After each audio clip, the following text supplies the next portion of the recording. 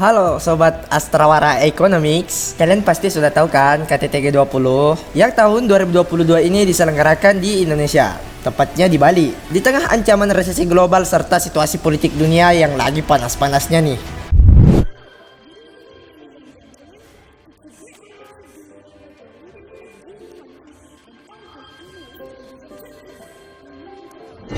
Indonesia sebagai tuan rumah memiliki tanggung jawab untuk mengusahakan dan mengadakan perdamaian untuk menghasilkan kesepakatan-kesepakatan yang positif untuk kebaikan masyarakat seluruh dunia.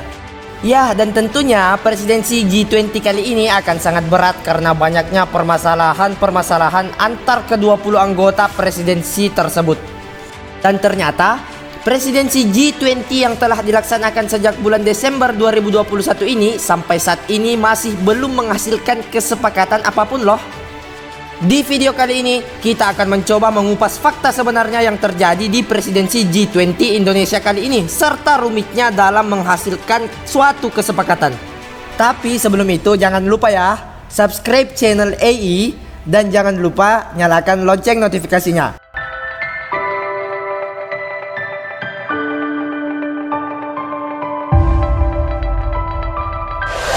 G20 atau Group of 20 adalah forum kerjasama multilateral yang beranggotakan negara-negara dengan perekonomian terbesar di dunia yang terdiri dari 19 negara dan Uni Eropa. G20 pada awalnya merupakan pertemuan Menteri Keuangan dan Gubernur Bank Sentral.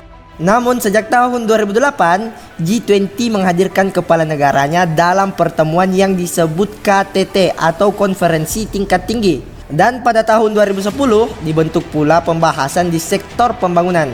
Dan sejak saat itu G20 terdiri atas jalur keuangan atau yang disebut dengan finance track dan jalur Sherpa atau yang biasa disebut Sherpa track.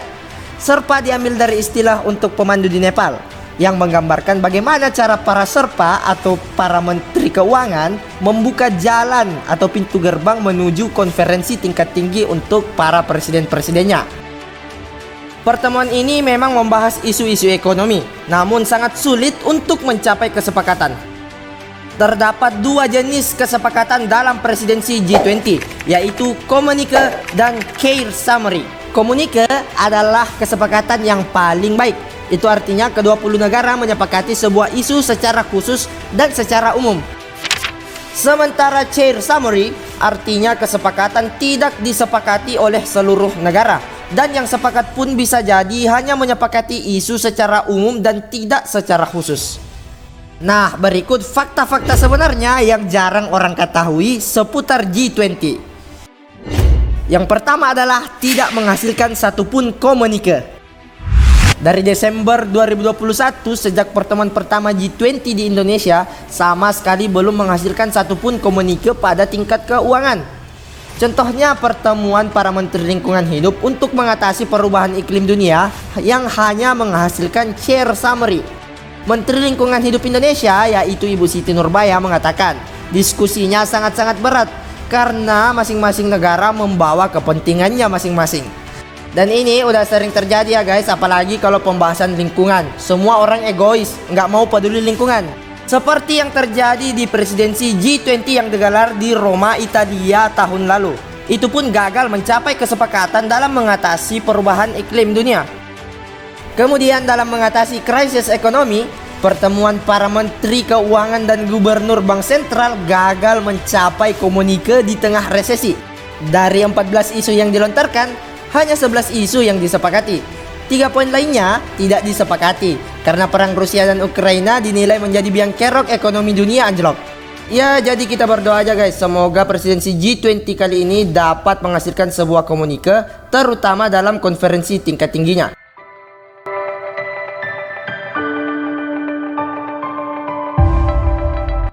Yang kedua adalah anggaran penyelenggaraan yang sangat banyak. Tentunya Indonesia sebagai pemegang tongkat G20 tidak ingin mengecewakan dalam membawa nama baik Indonesia di dunia internasional. Anggaran yang digelontorkan pemerintah Indonesia nggak main-main guys. Untuk percepatan pembangunan dan pembenahan tempat penyelenggaraan di Bali, anggaran yang disiapkan pemerintah Indonesia mencapai 2,74 triliun rupiah. Penggunaan dana ini meliputi pembenahan hutan mangrove di Ngurah Rai, renovasi museum, teater Garuda, museum Telkom, hingga Keong Mas. Itu baru dana pembangunan ya guys. Anggaran sebesar 666,69 miliar rupiah juga disebarkan ke 10 kementerian yang akan berperan di G20. Anggaran ini juga digunakan untuk persiapan administratif presidensi G20.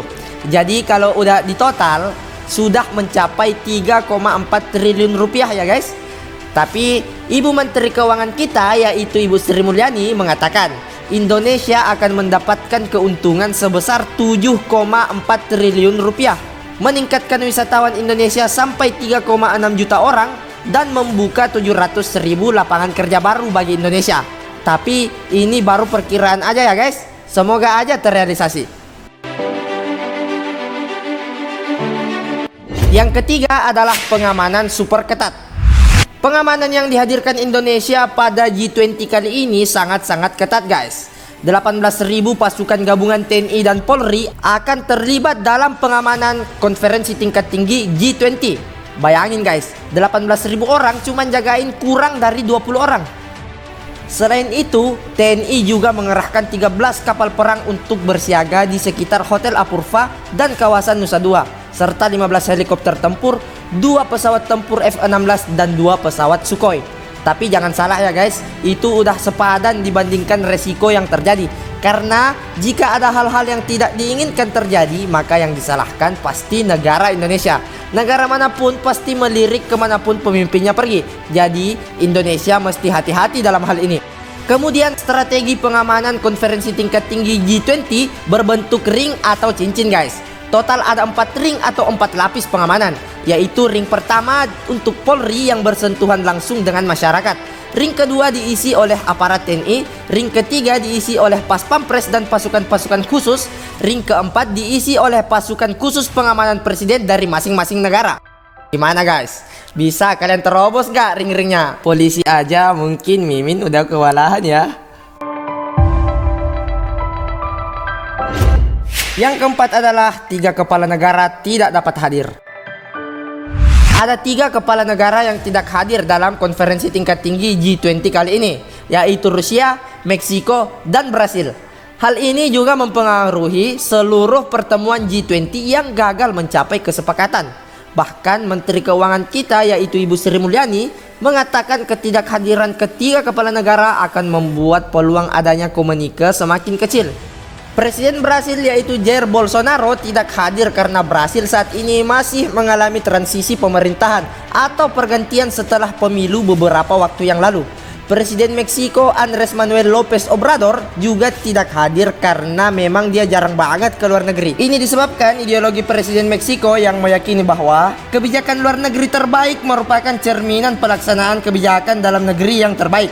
Bahkan ia sampai mau menjual pesawat kepresidenannya loh, yaitu Boeing 787 Dreamliner seharga 2 triliun rupiah. Gimana guys? Ada nggak dari kalian yang mau membeli pesawatnya? Ya, dan Presiden Rusia yakni Vladimir Putin pun tidak akan hadir dalam konferensi tingkat tinggi G20 kali ini. Kementerian Luar Negeri Rusia menyebut Putin tidak hadir karena ada masalah yang harus diselesaikan dalam negerinya. Ya seperti kalian tahu guys, bahwa Rusia dan Ukraina saat ini perang. Jadi Pak Putin lagi sibuk-sibuknya nih. Selain itu banyak isu guys bahwa Presiden Rusia Vladimir Putin akan dibunuh dan akan sangat berbahaya jika melakukan perjalanan ke luar negeri. Ya sayang banget ya Pak Putin gak hadir, padahal fans Pak Putin banyak nih yang ada di Indonesia. Presiden Rusia Vladimir Putin pernah hadir di KTT G20 di Australia pada tahun 2014 dengan situasi perang yang sama seperti sekarang loh. Pada saat itu dunia sedang panas-panasnya akibat Rusia mencaplok Crimea dari Ukraina.